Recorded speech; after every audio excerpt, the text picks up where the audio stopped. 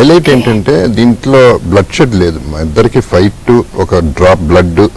సుకుమార్ ముందే చెప్పాడు, absolutely no blood shed, ఒక డ్రాప్ కూడా ఉండదు సినిమాలో అనేది చెప్పాడు. అట్లా అంత రేంజ్ హీరోయిజం ఉండి విలని ఇంత రేంజ్ ఉండి దేర్ ఇస్ నో ఫైట్. అసలు మా ఇద్దరి మధ్యలో ఒక ఫైట్ ఉంది అవసరం లేదు. ఇంత అసలు నిజంగా అసలు ఒక కొత్త కథనం.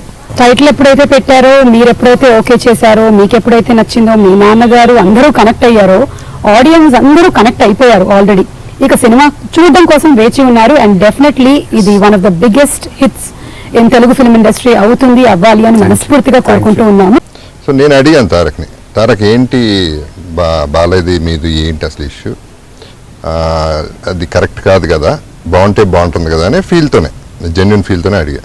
తను క్లియర్గా ఒకటే చెప్పాడండి, నాకేంటి బాబు ఆయనతో ప్రాబ్లం, నాకు ఏ ప్రాబ్లం లేదు, నాకు తెలియదు కూడా ప్రాబ్లం ఏంటో.